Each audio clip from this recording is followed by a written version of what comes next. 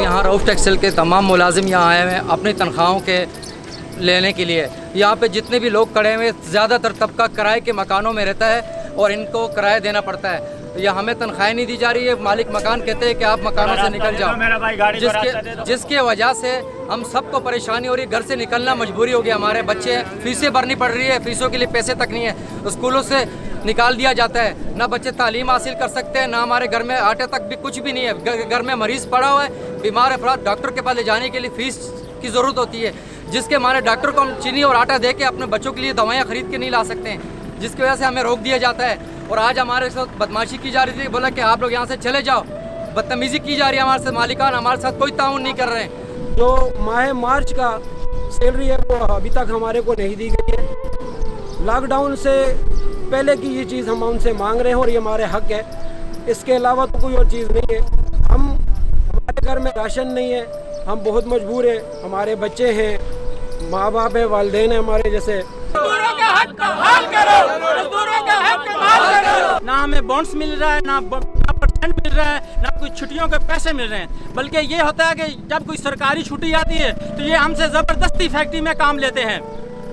ये हमसे ज़बरदस्ती फैक्ट्री से काम लेते हैं। उसके बदले कहते हैं जब कोई छुट्टी आएगी तो फिर देंगे। वो छुट्टी जो हमारी इतवार की होती है वो उसके बदले हमें वो देते हैं। बल्कि होना तो यही चाहिए था कि उसके बदले हमें ओवर टाइम दिया जाता, वरना ये बहुत जालिम है। ये इनको अल्लाह तबारक ताला हदायत फरमाए और हमारे मजदूरों के हकूक जो हैं वो दें। हम इस वक्त बहुत ही मजबूर हैं। यकीन करें आप, हमारे घर में खाने के लिए नहीं है। ये सारे हमारे तकरीबन लोग यहाँ पर किराएदार तबका है, मजदूर जो किराए के घरों में रहता है। तो मेरी अब दोबारा से गुजारिश है कि इसको फौरी तौर पर देखा जाए, इमीडिएटली देखा जाए और इनको ये इनका जो एक जायज़ मुतालबा है इसको मान लिया जाए।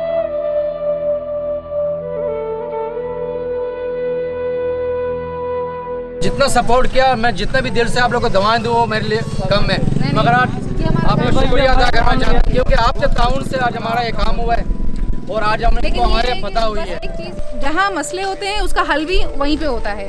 सिर्फ हमें अपने दिमाग को जो है वो मसलों के साथ साथ हल की तरफ भी लेके जाना चाहिए। ठीक है, जैसे ये अगर मसला था, जैसे मैं इनसे बातचीत करती रही आपके मेम्बरों से कि कब मिलेगा, तो आप लोग थोड़ा सा लेट हो गए ना। तो आइंदा जो कुछ भी इस तरह से अगर कभी होता है तो बुनियादी चीज़ ये है कि मसले का हल भी हमारे पास है। ठीक है, जब हम मिलकर बैठ के बातचीत करते हैं तो समझ में आता है कि कहाँ जाना और किससे बात करनी है। ठीक है, जैसे हमने कल फ़ोन किया, सारे इन लोगों ने फ़ोन किया, बाकी लोगों ने बात की इसके, तो जो बुनियादी चीज़ थी कि हमें डीसी के पास जाना चाहिए। अब सुन लें कि जो वेजेस एंड पेमेंट का एक्ट जो होता है, जिससे पैसे जो है मिलते हैं, किस तरह से मिलेंगे मज़दूरों को, ये अब इख्तियार जो मिला हुआ है कोरोना वायरस की वजह से, जो इख्तियार मिला हुआ है वो डीसी को मिला हुआ है हमारे यहाँ पे, डीसी वेस्ट को। अब कभी भी कोई भी इशू होता है, चाहे वेजेस के हवाले से हो चाहे कोई और हवाले से हो, तो वो हम उनसे भी शिकायत कर सकते हैं, लेकिन वो लिखत में जाएगा।